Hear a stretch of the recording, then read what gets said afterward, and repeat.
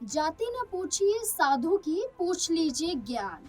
ये कहावत मशहूर है। इस कहावत के जरिए कहा जाता है कि जाति के भेदभाव में मत पड़िए, आप ज्ञान को सर्वोपरि रखिए।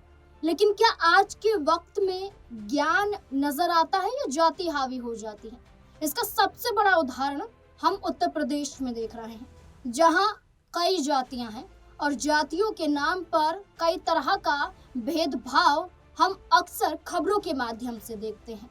कहाँ जातियों को ऊंचे नीचे भेदभाव के रूप में देखा जाता है।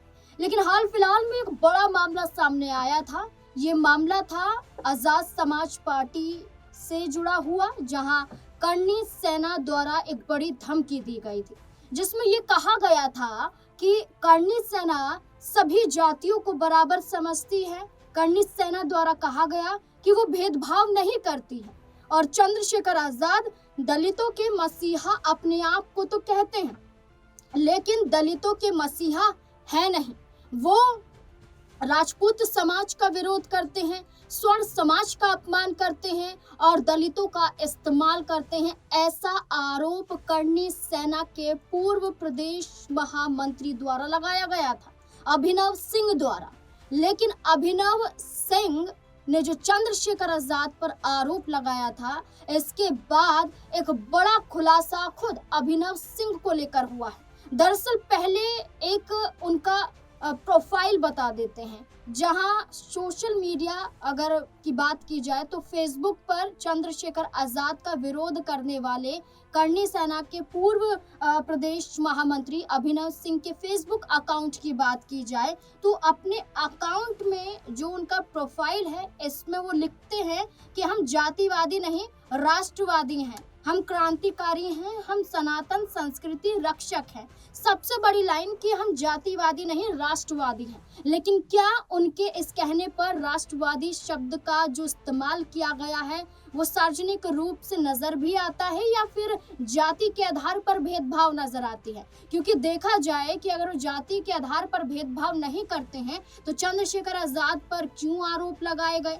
इस बीच में आप देखिए कि करनी सेना ने तो कहा, वो कहा और करके दिखाया, लेकिन करनी सेना के जरिए ये भी कहा गया कि अभिनव सिंह ने करनी सेना की छवि को खराब करने की कोशिश की है। करनी सेना चंद्रशेखर आजाद के खिलाफ नहीं है, बल्कि खुद निजी यहाँ आपत्ति के चलते, चंद्रशेखर आजाद से रंजिशों के चलते खुद अभिनव सिंह अपने ये फैसले ले रहा है।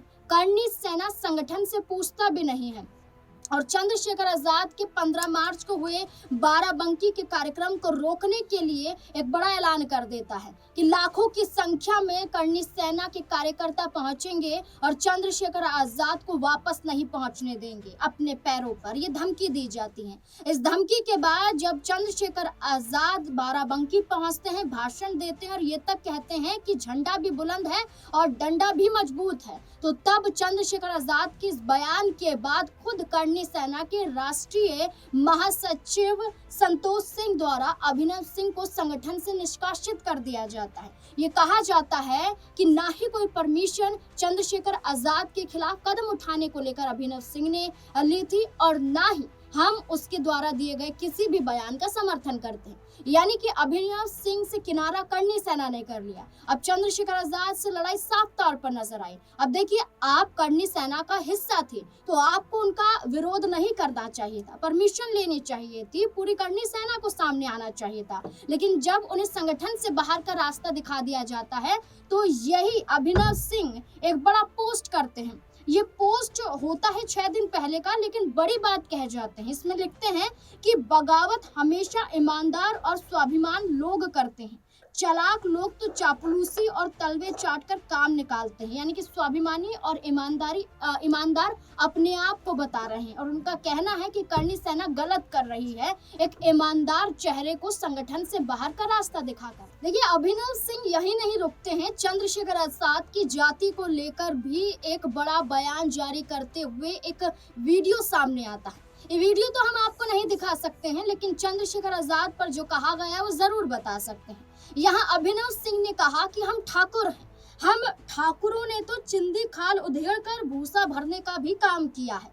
सीधे सीधे तौर पर यहाँ पर जाति सूचक शब्दों का इस्तेमाल किया गया और चंद्रशेखर आजाद को लेकर ये कहा गया कि वो डरपोक है, वो सिर्फ और सिर्फ यहाँ राजनीति करते हैं मुस्लिम समुदाय की, उनके हक की बात करते हैं, उनके हितों की रक्षा करते हैं, दलितों के नाम का इस्तेमाल करते हैं। उनका ये कहना था कि अगर चंद्रशेखर आजाद उनकी धमकी से नहीं डरे थे तो क्यों 35 गाड़ियों के साथ बाराबंकी पहुंचे थे। उनका ये कहना था कि कई यहाँ पर उनके निजी सुरक्षा गार्ड्स भी मौजूद थे, कई गाड़ियां मौजूद थी, कई फोर्स यहाँ पर मौजूद थी, जवान यहाँ पर मौजूद थे जो उनका घेराव किया हुआ था, सुरक्षा घेरा चंद्रशेखर आजाद के इर्द गिर्द बनाया हुआ था।